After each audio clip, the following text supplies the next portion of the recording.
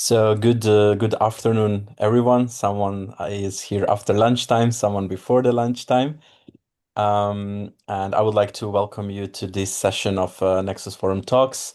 So it is our ongoing webinar series designed to spotlight the key themes, results, and challenges emerging from our working groups. So my name is Daniel Pavlica, and I'm part of the NexusForum team, also here on behalf of the F6S team, and it's a pleasure to host today's Cybersecurity Working Group public webinar.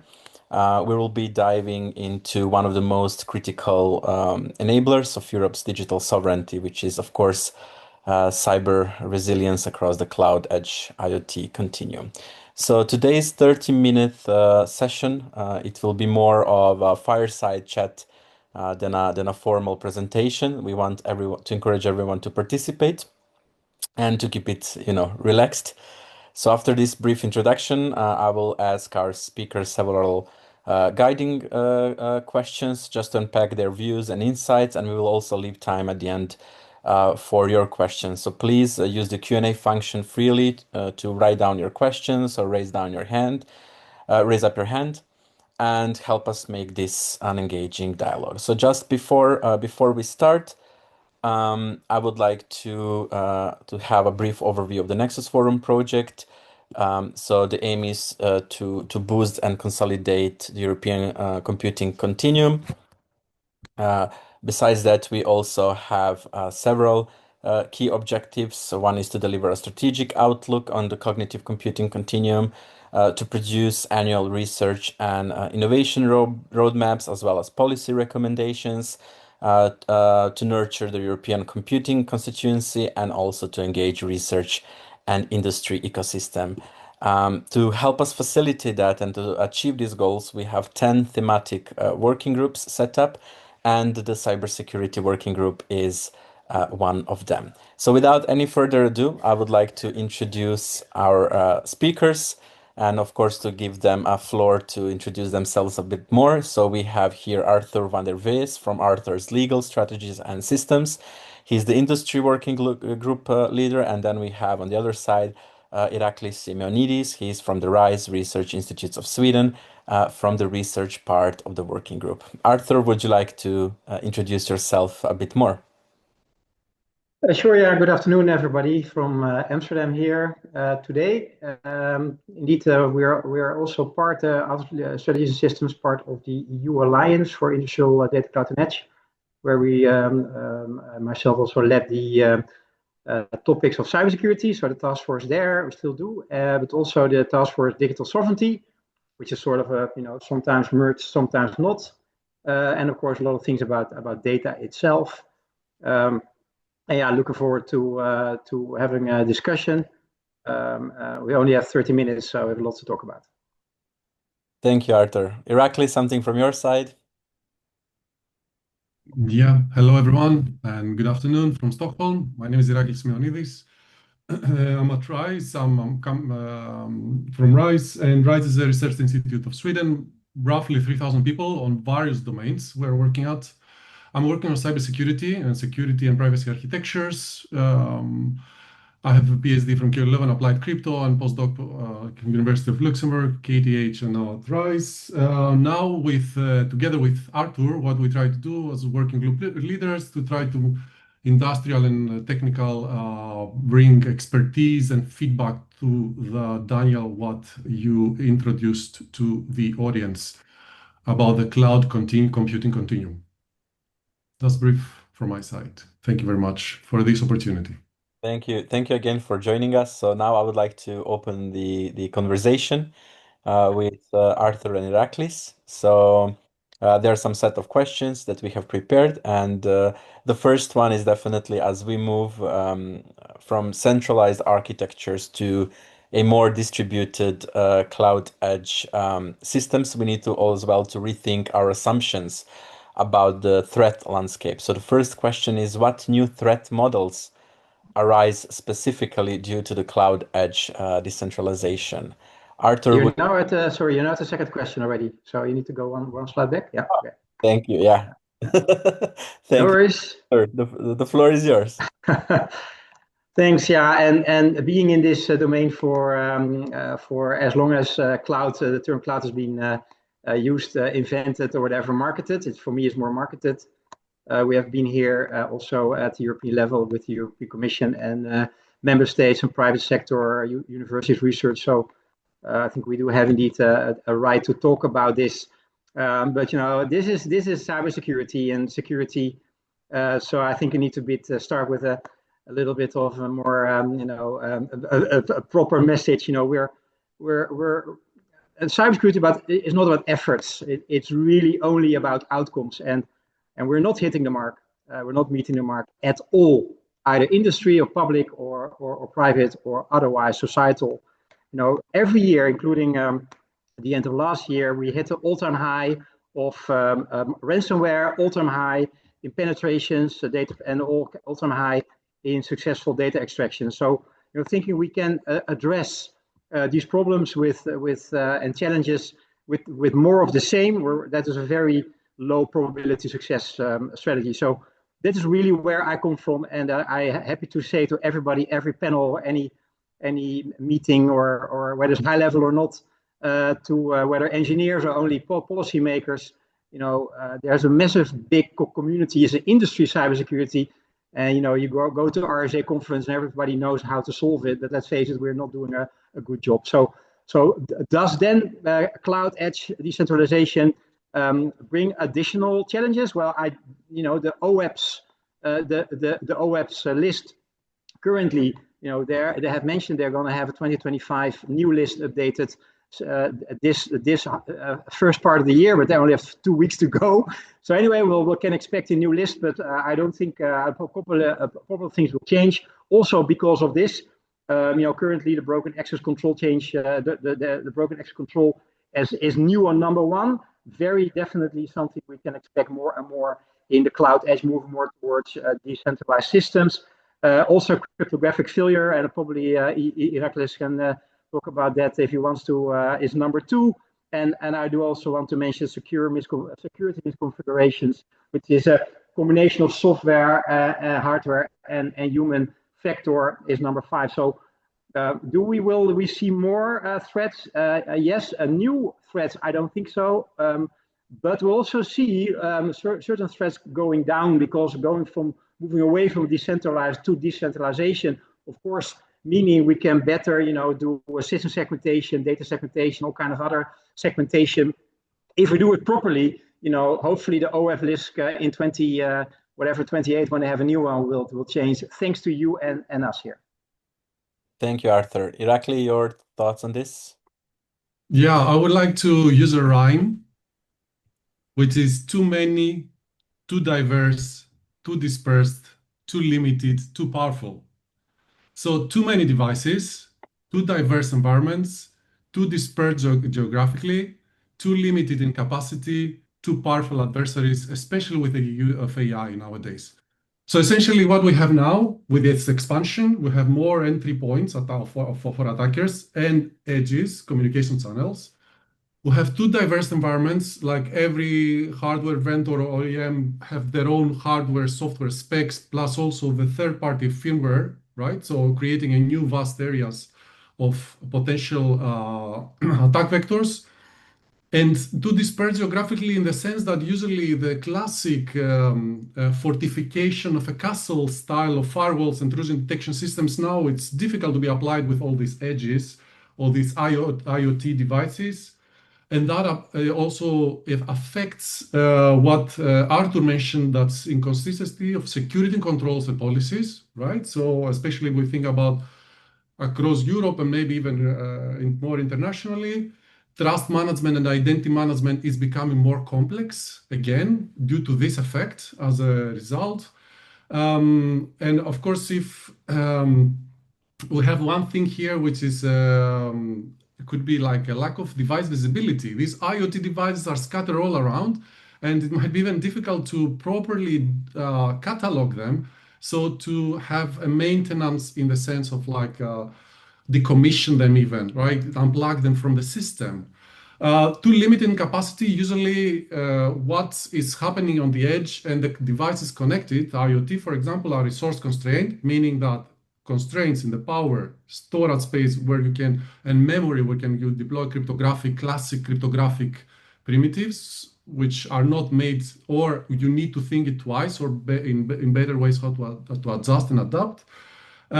So you can have privacy risks because if we think for a camera, for example, it collecting data sensitive of citizens, right? So it could be an IoT device close to the edge. That's also like nowadays we're putting in AI systems in all this edge IoT, and then data manipulation on the edges or on the IoTs could actually create a whole mess on how is the knowledge extraction.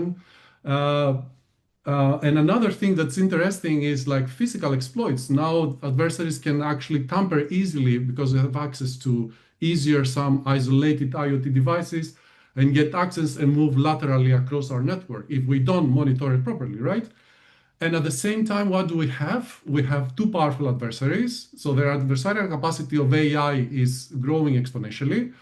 I don't know if it is exponential, but it is becoming like, indeed, I think, I don't know the specific graph, but computational power of who is holding the AI capacity, but also like quantum computing attacks, which the adversaries at this moment is harvest now, decipher later. So for all industrial and national secrets, they are storing for the future exploitation, right? So this is how I look. So we have the benefits, but also this creates quite an interesting landscape, I would say. Thank you both for answering this question. Since we are having not so much time to discuss, I would like to move on to the next one, which you probably already had the opportunity to see at the beginning. So when it comes to security by design, so security by design has long been guiding principle, but in the context of what we've just said now in these dynamic multi-provider infrastructures, it's easier, of course, said than done. So how can the security by design principle be better enforced across cloud edge deployments? So, Iraklis, would you like to start this one briefly? Yeah, so again with RIME, shift left continues, standardize, train, encourage, and force. So shift left, like try to make it security by design as closer to the when you are designing a system and continuously adapting or even monitoring, standardize best practices, architectures that can help, for example, zero trust architectures, train people who can better understand for having better posture, security posture. And here is encourage or enforce. Arthur can say better about policy and legal compliance. And I give Arthur the floor with this. Yeah. Thanks. Yeah, and before I dive into that one, I do want to challenge, of course, a little bit ourselves. It's good to challenge ourselves because have been talking about security by design, privacy by design, anything by design for a long time. I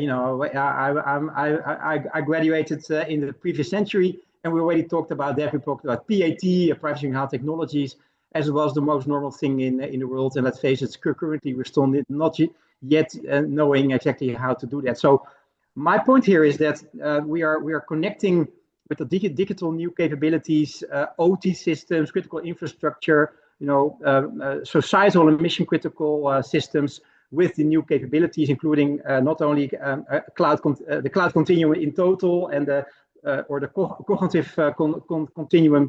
And with that, we are basically already in an extremely compromised ecosystem. So the system by default is compromised. So instead of thinking about privacy by design as we have a perfect world and we start all over, that would be nice. But we can start at small. But meanwhile, if we connect it, as soon as we connect it to the compromised systems, which are what we're using, we basically should focus on securing compromised systems. While also increasing, making those security by design proper edge components. So for me, that is a given. Instead of there's a perfect world, and we can make something perfectly by design. Secondly, by design, an issue is there that is sort of feels that once you have designed it, you're fine. As we know, deployment, misconfigurations, and then not discommissioning systems is a very big threat, add to the threat landscape and our vulnerabilities. The Internet of Forgotten Things. We're going to see later on the Internet of Forgotten AI agents, as already Iraklis mentioned, and I'm very worried about it. So looking to the policy side, of course, we have been talking about this in at least also not only in the EU, but also outside with our friends and allies on these topics. We see a lot of guidelines on security by design, also IoT or otherwise, created a bit more focus on the hardware but the software, of course, is always part of that, and the particular sectors we're going to deploy it.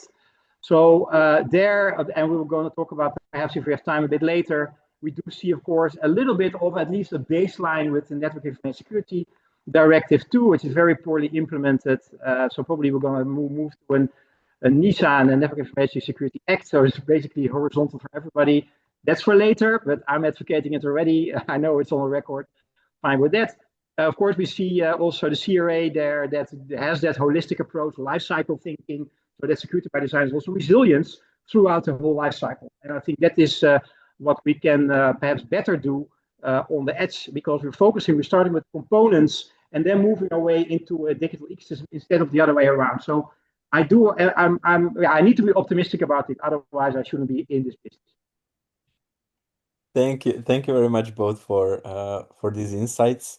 Now talking about certification, right? So we have a question related to the EU CS Plus certification, and it is presented as a step forward for harmonizing cloud certification across Europe. But how do we make it work in this decentralized environment, especially when innovation needs to move fast, and with our goals as a continent, as a union as well?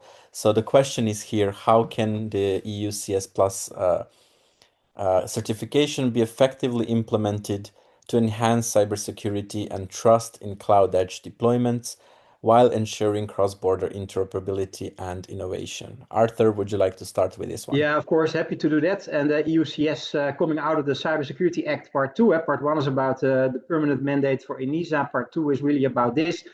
It's currently under review, so I do expect a couple of things will be improved. I mean, a higher level of security posture there, because it has been set. It was the first one before NIS2 and the CR and CRA and others came. So it was really one of the first ones. We helped out with that too. But it's coming out of a discussion we had since about 2012. Been there, starting with guidelines, code of conduct, and they didn't work. It's self-regulatory approach, having industry doing it. We see that it does work, unfortunately, and EUCS and also the EUCC is now there, the common criteria, but EUCS is still not there, and it's been paused, but because of fierce lobby, mostly by hyperscale level compute companies.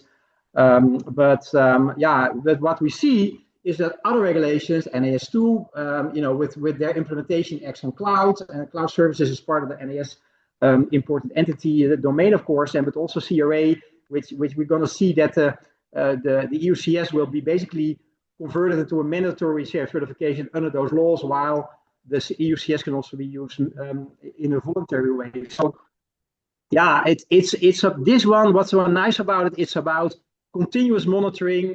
It's about dynamic assurance, and that's exactly what we need. So the Commission is sort of now with the new Commission on board.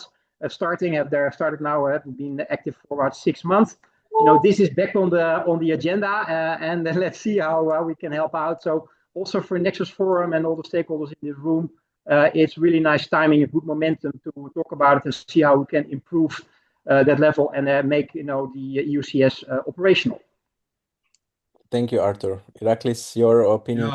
Yeah. So some thoughts additional to Arthur. I'm not an expert on the UCS Plus, but when I was thinking about this, for me, it's kind of some thoughts are umbrella alignment testing, umbrella certification as open, transparent, interoperable, federated essentially across member states, and open, transparent as well, that can be easily downloaded, access to, and then being applied.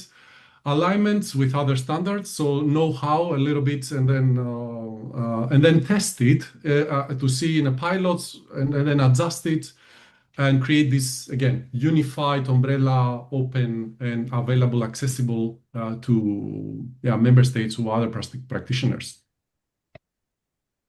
Thank you, And Irakli. of course, it shouldn't be seen as none of these should be seen in splendid isolation. You cannot only focus on this particular part of the stellar system while forgetting about the other planets. So this is really one of the security parts that we talk about. But we should not, of course, we should add to that the whole privacy notion. It's a big domain there with the GDPR and others. And of course, we have interoperability with the Interoperable Europe Act, which also provides for security principles there. And I do see, and of course, last but not least, with AI, we need to think more about universal rights and fundamental rights. And these four are basically need to become coming into a sort of a stellar balance, because security and interoperability and privacy, none of these three like each other too much. So right, we need to figure out how to balance them out. So let's not forget we are this is part of the success factors. Thank you, Arthur, for adding this. We also mentioned a couple of times during this brief talk policies. Policies are everywhere. So I would like to ask you, how can cybersecurity policies support open source communities in complying with the Cyber Resilience Act without discouraging innovation or collaboration in the ecosystem? So, Iraklis, would you like to start? Yeah, so I was thinking also about that. What could be the actions? Funding, compliance pathways, training, long-term maintenance. Funding essentially for open source projects, and then compliance pathways could be, for example, lightweight compliance templates, where are different from commercial deployment or community deployment. Training for the ones who are developing the open source software to help them with the CRA and long-term maintenance incentives. So someone that should be incentivized to keep on these softwares compliant, which we have to think that also the regulatory framework, especially the last decade, is constantly changing. So we need this to be up to date, right? So we need to have some team, some champions who are incentivized to help them, right? So that's my quick, I hope, response. Like, I give that to Arthur. Yeah, I fully agree with that. And indeed, first of all, the cybersecurity policies need to be implemented, deployed by organizations, either public or private or otherwise. So they are basically on the procurement user side quite important to support this open source approach. Indeed, as Iraklis already mentioned, open source communities by nature are mostly focusing on design and functionalities, where of course myself most focusing on non-functionalities, security, privacy, interoperability, sovereignty, and accountability, those kind of topics. So the communities also, I think we need to forget about the legacy open source community in the old way. Whatever you make, you put it online, everything is fine. And we all know cybersecurity is not about what you make, but the fact that it will be broken a second later or a minute or an hour later. So indeed, the life cycle approach is going to be a bit new. So that is what already Iraklis mentioned on the long term. But with that, indeed, there's a massive opportunity if we do this well for open source communities, and not only on the CRA, but of course the CRA is a really big, major horizontal. It's an act. So member states have a little bit less to say about that, meaning that the market is, if you're compliant there, you're doing your job properly, then you can be successful throughout Europe and also in the periphery, in EEA and other places that basically are following what we're doing. So I think it's a combination of if procurement, users, customers, validate or they appreciate cybersecurity policies and the fact that security posture should be at the appropriate level. And there is the open source designers and other offers that are providing that the procurers, customers need to also choose quality instead of a price, only going for cheap. So it's not just about helping out communities, but also let's say, educating and helping out the procurement the sites that they know how to procure this, focusing on 80% quality, 20% price instead of the other way around. It's really important to find that a collaborative approach, as we call it, not just waiting that the open source has it there and nobody is using it, and then we're toast. Thank you for this, Arthur. So I would like to give you a challenge maybe here, since we are running slowly out of time. But I would also like to have the audience have some questions. So if you can, in one or two sentences, let us know what you think. What role should European actors play in global cloud edge security standards and frameworks? Who would like to kick off? So one of the things I put in we put in, but I helped out. I was the one that suggested it, and everybody agreed, and also the Commission, by the way, agrees, is that European stakeholders, public, private, and research and academia needs to be at the table of developing of standards, developing of best practices and frameworks. If we're not at the table, we're on the menu, and we see too little activity there. It seems at a waste of time, or and there it's the SDO domain, standard development organizations, is an industry in itself. So it's really tricky to find the right part, the right spot. But really, the main notion here is, if we're not at the table, on the menu, it's in the roadmap. It has been echoed by the Commission. You do know they have an international digital strategy they sent out last week. But whether this is in there enough, I'm not sure. Meaning, I don't think so. We need to be more there. We need to do more. Thank you, Arthur. Iraklis, your thoughts? Yeah, some additional thoughts. I would say standards, as we said, ethical leadership, not vendor locking, digital sovereignty, collaboration, knowledge sharing, as Arthur mentioned. So essentially the standards that we talked about, the UCS plus, open, transparent, interoperable, the ethical leadership, regulatory frameworks for privacy, cybersecurity, AI, and lead by example, GDPR, AI Act, CRA. Non-vendor locking, I think it's an important, what I believe that we should have policies for that. And of course, what has been discussed about digital sovereignty, it's all about this NexusForum. Collaboration, as Arthur mentioned, and knowledge sharing. That's, I would say, these are pinnacles, what I think for my end, what I kind of filter out. Thank you very much. I also really like the analogy Arthur mentioned. If we are not at the table, we are at the menu. So I think it's a good point. Thank you for those insightful reflections. I really like them. I now invite our audience to jump in briefly. So we'll open the floor for a few questions, if you allow us to go over time 5 minutes. So please, if someone has a question, please raise your hand, write it in the chat. The floor is all yours. We have one from Michele Gucciardo. So the question is, do you think cyber resilience could include also network fault tolerance, or do you rather think that network anomalies should be treated separately from malicious behaviors? So, Arthur, your opinion? I was already shaking my head. No, it's definitely network anomalies.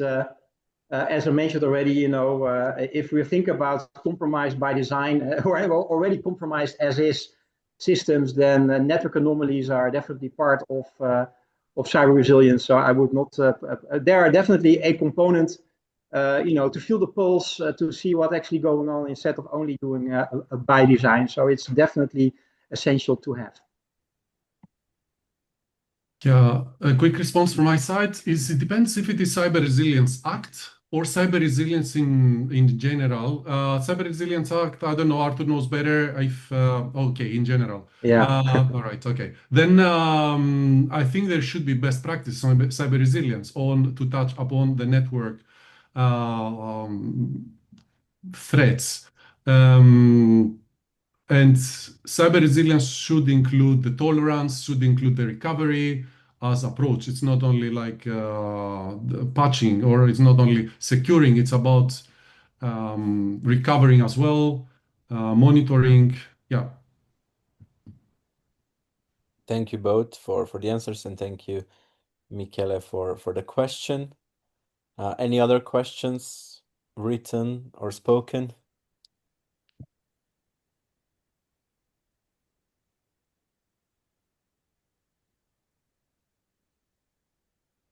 3, 2, 1, sold. So if you have any questions in the meantime that you think of, or something that comes up, I would like to invite you to join the NexusForum Cybersecurity Working Group, but also to verify if other groups are in your domain. So of course, this conversation is just the beginning. So we have many other sessions upcoming within the NexusForum Talks. So I leave you here the link at the EU Cloud-Edge-IoT.eu/working groups. You can find information about all working groups and also the registration form, and then you can join the NexusForum community on the Waller platform. We will be also gathering the whole community at the NexusForum Summit this autumn in lovely Brussels. So the topic of the summit will be AI, cloud, and sustainability for Europe's digital sovereignty. So 5th and 6th November in Area 42 in Brussels. The registration is already open. You can find it on nexusforum.eu. The participation is free of charge, and we would like to welcome every interested person to join us. So this would conclude our first NexusForum Talks with the topic of cybersecurity. So thank you very much, Arthur. Thank you very much, Iraklis. Thank you very much, all that have participated. I'm looking forward to seeing you in the future working group meetings, but also on the community forum, and of course at our NexusForum Summit in November. Thank you very much all for joining us. Thank you very much, Daniel. Thank you, everyone.